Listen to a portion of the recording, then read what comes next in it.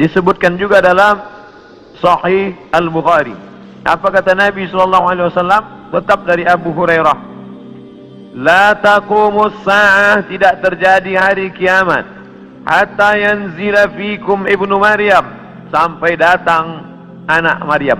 Yang dimaksud dengan anak Maryam adalah Nabi Isa alaihissalam, hakaman muqsitan, sebagai seorang hakim yang adil. Mungkin keadilan susah didapatkan dari manusia yang condong kepada harta dan hawa nafsu, tapi kerana dia seorang nabi, bukankah dia sudah mati, meninggal dunia? Barrafa'ullah wa ma qataluhu, mereka tidak berhasil membunuhnya. Wa ma salabuhu, mereka tidak berhasil menyalibnya. Walakin syubbiha lahum, ada orang lain yang diserupakan wajahnya dengan Isa. Dialah Yudas Iskariot, dialah Yahuza, yang kemudian ditangkap oleh tentara daripada Yahudi yang benci akan Isa, dan mereka menyalibnya di tiang Golgota, dan mereka mengatakan inilah dia.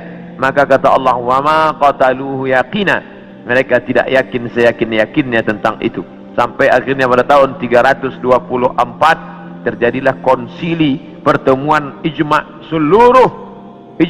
pertemuan seluruh pendeta-pendeta, dan mereka berhasil menyepakati di sebuah kota bernama Nisea.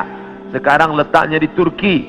Yang dulu kota itu besar, dibina oleh seorang raja bernama Konstantinopel, yang kemudian kota itu dirubah oleh Muhammad Al-Fatih menjadi kota Islambul.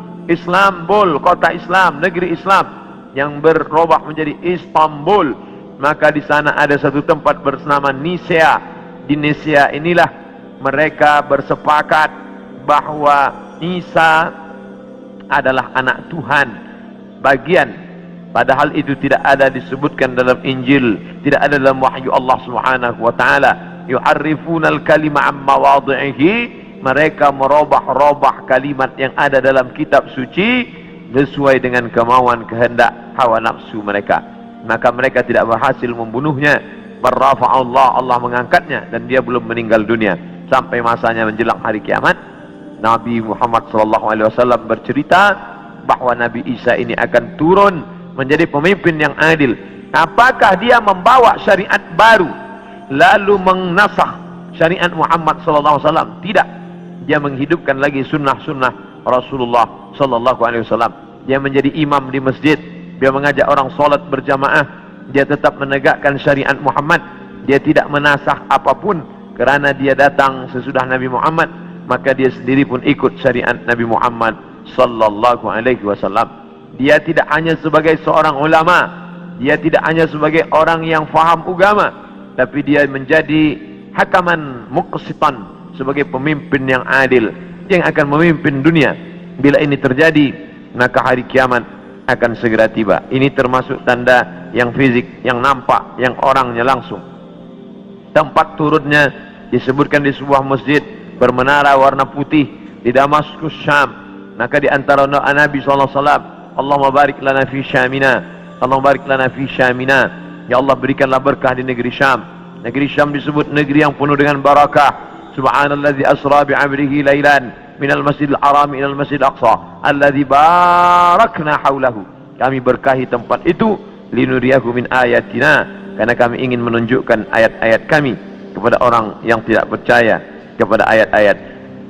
Bahwa Nabi Isa datang tidak membawa syariat baru, tapi dia membatalkan syariat yang sudah dirubah oleh para pendeta. Di antaranya mereka mengatakan bahwa Nabi Isa meninggal dunia tergantung di pelang salib, maka dibantah.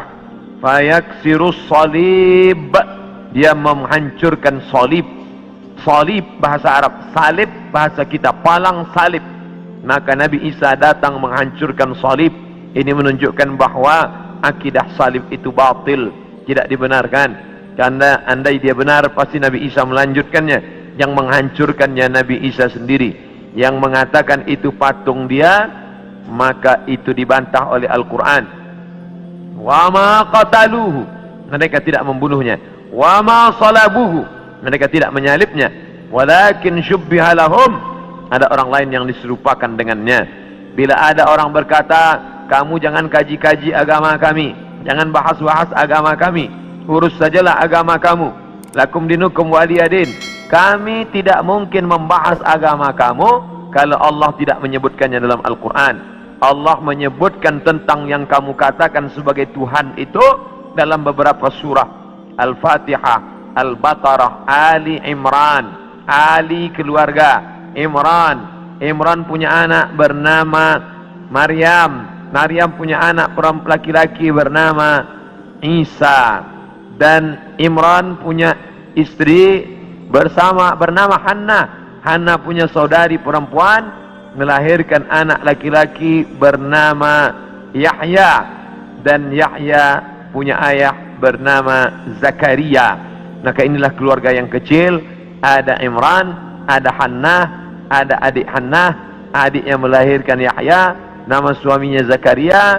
Dan Hannah melahirkan anak perempuan bersama Maryam. Dan Maryam punya anak laki-laki bernama Isa alaihissalam. Ini keluarga orang baik-baik, ini keluarga orang yang saleh, dan mereka itu tidak pernah mengaku dirinya Tuhan. Mal Masih ibnu Maryam illa rasul. Al-Masih tak lain tak bukan hanyalah seorang rasul. Qad khalas min qablihi rusul, yang sebelumnya sudah ada rasul-rasul. Adam, Idris, Nuh, Salih, Ilyas, Ilyasa, Zakaria, Musa, Yahya, Zulkifli, Daud, Sulaiman, Ayyub, semuanya meninggal dunia.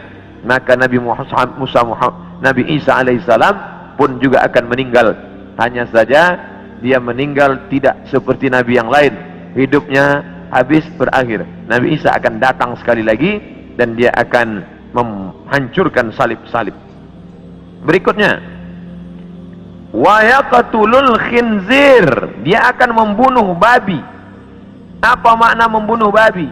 Kerana mereka menghalalkan babi, seakan-akan babi itu halal, padahal Nabi Isa tidak makan babi. Lalu siapa yang merubah ajaran Isa sehingga mereka menghalalkan babi? Maka yang merubah adalah Paulus. Kata Paulus, sejak Isa disalib menebus dosa manusia, maka semua binatang menjadi halal. Begitu juga dengan khitan. Nabi Ibrahim berkhitan, turun kepada Nabi Musa berkhitan, turun kepada Nabi Isa berkhitan. Tapi dispesongkan, diselewengkan oleh Paulus. Paulus yang bernama Saul, tidak pernah belajar kepada Isa, tapi lalu kemudian mengaku diangkat sebagai rasul oleh Isa, maka disebut namanya dengan Rasul Paulus. Maka ini dibantah oleh Al-Quran sama sekali. Maka Ibrahimu Yahudian, Ibrahim bukan Yahudi, wala Nasranian, Ibrahim bukan Nasrani, walakin syubbiha lahum, walakin kana hanifan musliman, dia seorang muslim, hanifan, condong kepada kebenaran, musliman, muslim, wa ma kana minal musyrikin, dia tidak mempersekutukan Allah subhanahu wa ta'ala. Sedangkan Yahudi dan Nasrani mempersekutukan Allah. Yahudi mempersekutukan Allah dengan Uzair. Wa qalatil yahudu Uzairun ibnullah, orang Yahudi berkata Uzair anak Allah. Sedangkan Nasrani mempersekutukan Allah dengan Yesus, dengan Isa. Wa qala an-nasara al-masih ibnullah, Nasrani berkata Al-Masih anak Allah. Maka Al-Quran membantah. Bila ada orang mengatakan jangan kaji-kaji tentang agama orang lain, kita tidak mengkaji agama orang lain, kita sedang mengkaji Al-Quran, kitab suci kita yang bercerita tentang penyelewengan ajaran Nabi Isa alaihissalam. Ini mesti diluruskan, karena yang kita kaji adalah Al-Quran dan sunnah Nabi Muhammad sallallahu alaihi wasallam. Wa yada'ul jizyah, Nabi membatalkan jizyah, upeti, pajak yang sebelumnya diterapkan oleh Raja Romawi dan Persia. Mereka hidup dengan cawan-cawan emas, pakaian sutra, tempat tidur yang tebal, dengan banyak-banyak pasangan, dengan istana yang megah. Padahal dari cukai, dari pajak yang dikutip dari setiap masyarakat. Maka datanglah Nabi Isa alaihissalam membantah itu semua perbuatan yang batil, bahwa itu perbuatan zalim, menganiaya orang susah. Maka dia menghapuskan itu. Wa yada'ul jizyah wa yafidul mala hatta la yaqbaluhu ahadun, dan kemudian dia membagikan harta sampai tidak ada satupun yang mau menerimanya. Apa makna dia membagi harta tak ada orang mau menerima? Kerana orang sudah merasa cukup, tidak lagi merasa perlu banyak. Kerana masalah harta ini tidak ada batasnya. Lau kana libni Adam wadiyan min dhahab seandainya manusia itu memiliki satu lembah daripada emas, ini ada bukit, di sini ada bukit, ada tanah yang turun ke bawah, tempat bercocok tanam, lalu kemudian berubah dia menjadi emas, maka manusia tidak pernah berkata cukuplah emas yang banyak ini, tidak, tapi dia akan berkata mana lagi, mana lagi. Dia terus meminta, walan tamla fahu illa turab, sampai mulutnya diisi tanah, masuk ke liang lahat, barulah dia merasa cukup, barulah dia katakan enough, barulah dia katakan cukup, tidak lagi lebih daripada ini. Maka oleh sebab itu ketika Nabi Isa AS membagikan harta, ini harta, dia katakan tidak, kami tidak mau menerimanya, karena kami tidak ingin mati membawa harta, tapi kami ingin mati membawa amal yang saleh. Kita lanjutkan. Yang terakhir, hadis masih dari Abu Hurairah radhiyallahu anhu, kitabnya Sahih Bukhari. La taqumus sa'ah, tidak akan terjadi hari kiamat, hatta tuqatilul yahud, sampai kalian memerangi orang Yahudi, hatta yaqulul hajar, sampai batu berkata, batu besar tempat orang bersembunyi dari serangan musuh, batu itu berkata, apa kata batu itu? Hadza Yahudi ya Muslim, hadza Yahudi ya Muslim, hai tentara Muslim, hadza Yahudi warai, ini di belakangku ini ada seorang Yahudi, faqtulhu, bunuhlah dia, faqtulhu, bunuhlah dia.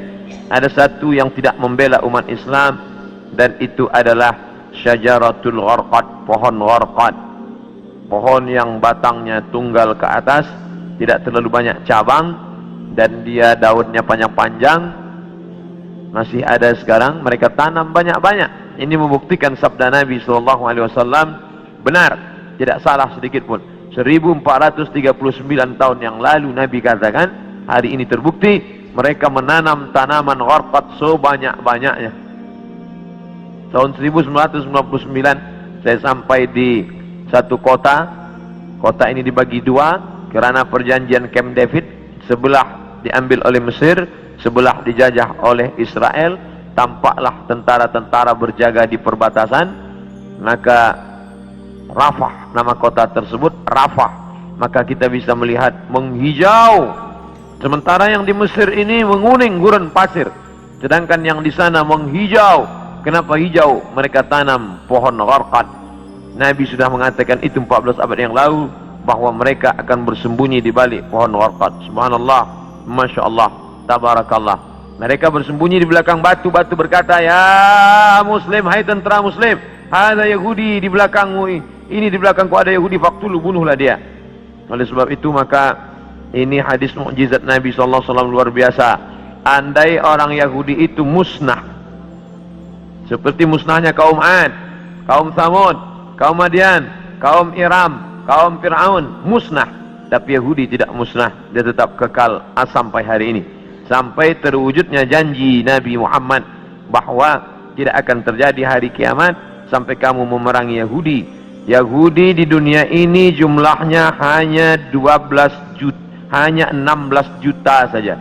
6 juta di Palestina, menjajah Palestina, yang 5 juta di Amerika, sisanya yang 10 bertebaran di atas muka dunia. Ada Yahudi Rusia, ada Yahudi Arab Maghribi, Maroko, ada beberapa Yahudi di Maghribi, karena ketika itu raja daripada Spain mengusir seluruh pendatang dan larilah mereka ke negeri Islam. Ini menunjukkan Yahudi antara tiga, dia tidak dapat diterima oleh Nasrani, tapi dia bisa diterima oleh Islam. Islam menerima mereka, marhaba, ahlan wa sahlan, sampai mereka punya negeri, bercucu, bersahabat, berkawan dengan kaum muslimin yang ada di Maghribi, kerana mereka diusir dari Andalusia.